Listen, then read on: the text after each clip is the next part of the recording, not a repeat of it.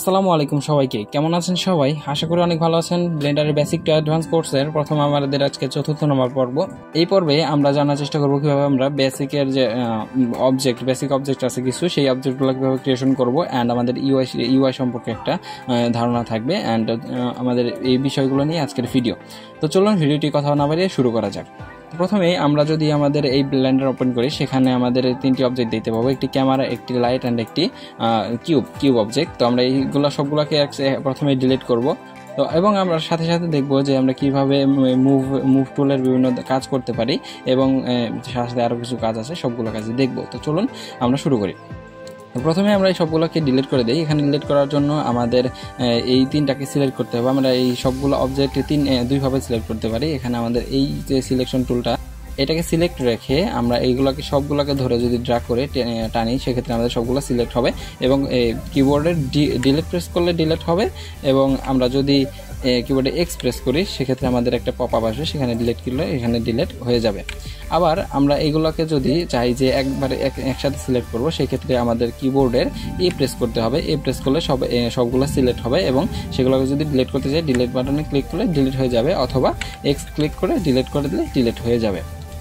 তো আমরা ডিলিট করা মোটামুটি শিখে গেলাম। এখন আমাদের চলেন এখানে একটা অবজেক্ট আনি।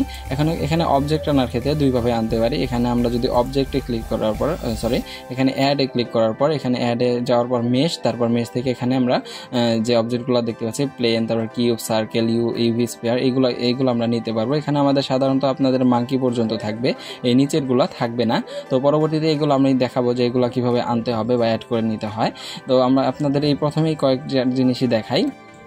এখান থেকে যদি অ্যাডে যাওয়ার পর মেশ থেকে আমরা এখান থেকে কিউব বা প্লেন এগুলো নিতে পারবো। তো আমি দেখাচ্ছি কীভাবে বাদবাকিগুলো নিতে হবে। তো এইটা আমি আবারও অন্যভাবেও নিতে পারবো। সেটা কীভাবে, আমাদের কিবোর্ডে শিফট এ প্রেস করলে এটা আমাদের একটা পপ আপ আসবে। এই পপ আপটি আমরা এখান থেকে মেশ থেকে এখান থেকে আমাদের যে অবজেক্টগুলো আছে সেগুলো নিতে পারবো। এটা আমাদের শর্টকাট মনে রাখতে হবে। আমাদের প্রতিবারই এখানে ক্লিক করে তার মেশ তারপর নেওয়া যায় মানে ঝামেলা, তার থেকে কিবোর্ডের কন্ট্রোল এ প্রেস করবো, এখানে মেশ থেকে আমাদের এখানে প্লেন নিব। তো আমাদের প্লেনটা নিলাম, এটা আমাদের একটা প্লেন। এই প্লেনটা ফ্লোরের মতো কাজ করে। তো এটাকে আমরা মুভ করে রাখি। এখানে আমাদের যে মুভ টুলটা আছে, মুভ টুলটা সিলেক্ট থাকার সময় এখানে দেখতে পাবেন যে 3টে অ্যাক্সিস দেখাচ্ছে। এটা আমাদের এক্স অ্যাক্সিসে মুভ করবে, এটা ওয়াই অ্যাক্সিসে, এটা এবং আমাদের এটা জেড অ্যাক্সিসে মুভ করবে। তো চলুন এটা আমাদের একদম এক্স অ্যাক্সিস বরাবর রাখি। মেশ থেকে প্লেনে যাওয়ার পর প্লেন থেকে এখানে আমাদের এক্স অ্যাক্সিস বরাবর এটা সরিয়ে রাখলাম।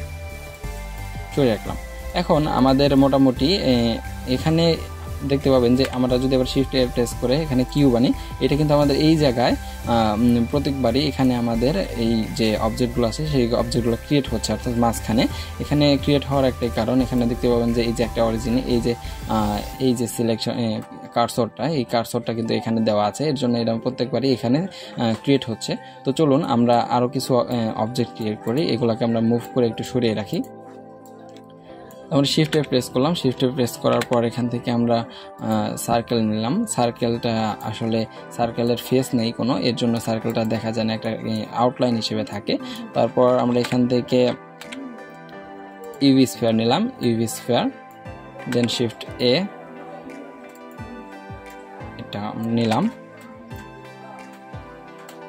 আইএসও, তারপরে সিলিন্ডার, তারপরে কোনক, এগুলোকে আমরা সিলেক্ট করে এগুলো একটু মুভ করে দিলাম। তারপরে আবার আমার এখান থেকে আরেকটা কি আছে, টর্ন, ঠিক আছে। এই কয়েকটা আমাদের বেসিক অবজেক্ট। তো আমরা এই অবজেক্টগুলোকে কীভাবে একটু মডিফাই করব সবগুলো আমরা পরবর্তীতে জানবো। তো আমরা এইভাবে এই অবজেক্টগুলো ক্রিয়েট করব। অবজেক্টগুলো ক্রিয়েট করলে আমাদের হাত কিন্তু ক্লিয়ার হবে, না হলে কিন্তু বারবার প্র্যাকটিস করতে হবে কীভাবে অবজেক্টগুলো ক্রিয়েট করা যায়, সেগুলো আমাদের বারবার প্র্যাকটিস করে আমাদের হাত কিন্তু ক্লিয়ার করতে হবে।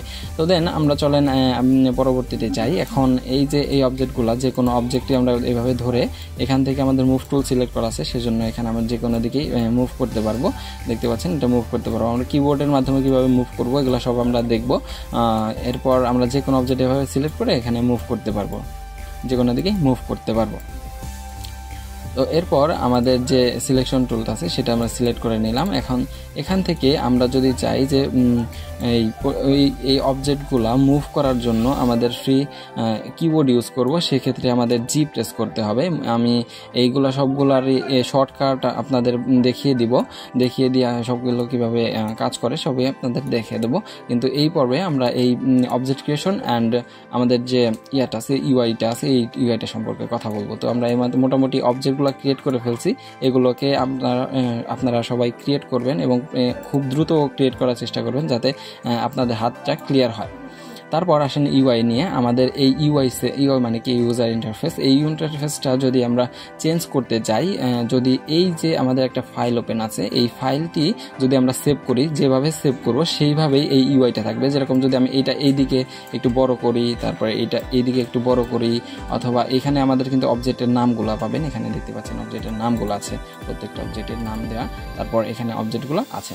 তো এগুলোকে আমরা যদি চেঞ্জ করি বা আমরা যদি এখান থেকে কোনো কিছু ডিলিট করে দেই, এখান থেকে কিছু ডিলিট করে দিই, এই ইউজার ইন্টারফেসের মধ্যে কোনো কিছু চেঞ্জ করি সেই ক্ষেত্রে, এবং এই ফাইলটা যদি আমরা সেভ করি, ফাইল থেকে সেভ আসে গিয়ে এখন এই ফাইলটা যদি সেভ করি সেই ক্ষেত্রে এই ইউজার ইন্টারফেসটা এই সেভকৃত ফাইলের মধ্যেই থাকবে।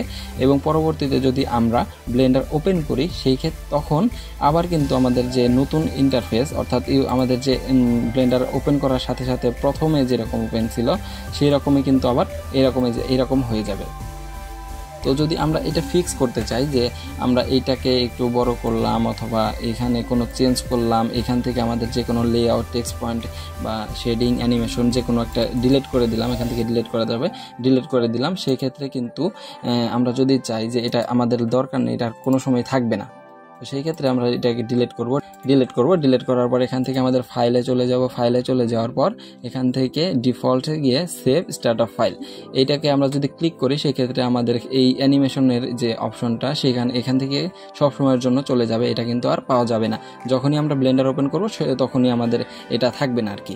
কিন্তু আমরা যদি এটা না করি, এখান থেকে ফাইল থেকে ডিফল্ট সেভ স্টার্টআপ ফাইল এটা যদি না করি সেক্ষেত্রে আমাদের প্রত্যেকবারই ব্লেন্ডার ওপেন করার পর নতুন আমাদের প্রথমে যেরকম ছিল সেরকম কিন্তু হয়ে যাবে। আবার ধরেন আপনি ব্লেন্ডারে কোনো কিছু একটা চেঞ্জ করে ফেলছেন, এখান থেকে আপনি কিছু একটা ডিলিট করে ফেলছেন, দেখেন অ্যানিমেশন কিন্তু এখানে নাই, ডিলিট করে ফেলছেন। তো প্রথমের মতো আপনি চাচ্ছেন যে আপনি যে ইউজার ইন্টারফেসটা প্রথম যেরকম ছিল সেরকমই আপনি চাচ্ছেন, তো সেটা কিভাবে সম্ভব? এখন এখান থেকে আমাদের সেই ডিফল্টসে গিয়ে এখানে লোড ফ্যাক্টরি সেটিংস, এখানে গিয়ে লোড ফ্যাক্টরি সেটিং এখানে ক্লিক করলেই আমাদের কিন্তু এই ফ্যাক্টরিটা রিসেট হয়ে যাবে। আমি অবশ্য করতেছি না, কারণ আমার ব্লেন্ডারে কিছু ফাইল ইনপুট করা আছে অথবা অ্যাড অন ইনপুট করা আছে, সেগুলোও চলে যাবে, সেগুলো চলে গিয়ে প্রথমে যে ইন্টারফেসটা ছিল সেরকম আসবে। এর জন্য আমি করতেছি না, কিন্তু আপনাদের যখন প্রয়োজন হবে, যদি আপনাদের প্রয়োজন হয় যে এখানে ডিলিট হয়ে গেছে, ভুলে কিছু একটা ডিলিট হয়ে গেছে, সেক্ষেত্রে সেটা রিকভারি করা প্রয়োজন, সেক্ষেত্রে আপনি ফাইল থেকে এখান থেকে ডিফল্টসে গিয়ে তো লোড ফ্যাক্টরি সেটিং এটা ক্লিক করলে আপনাদের এটা ফ্যাক্টরি সেটিং রিসেট হয়ে যাবে। তো আশা করি বুঝতে পেরেছেন বেসিক যে অবজেক্টগুলো ছিল সেই অবজেক্টগুলো আপনাদের সামনে তুলে ধরলাম। আর এই যে গ্রিড থাকবে আপনাদের, দেন এখানে আপনাদের মাঙ্কি হেড পর্যন্ত থাকবে, মাঙ্কি হেডও এখানে থাকবে। তো এই আপনারা বাসায় চেষ্টা করবেন এবং প্রত্যেকটা অবজেক্টকে আপনারা তৈরি করার চেষ্টা করবেন খুব দ্রুত, যাতে আপনাদের হাতগুলো ক্লিয়ার হয়। আপনাদের হাত ক্লিয়ার হলেই কিন্তু আপনারা কাজগুলো দ্রুত করতে পারবেন। তো আশা করি ভিডিওটি বুঝতে পেরেছেন এবং ভালো লেগেছে। ভালো লাগলে অবশ্যই লাইক কমেন্ট শেয়ার করবেন এবং আমাদের চ্যানেলটি অবশ্যই সাবস্ক্রাইব করে রাখবেন। ভালো থাকবেন সবাই, আসসালামু আলাইকুম।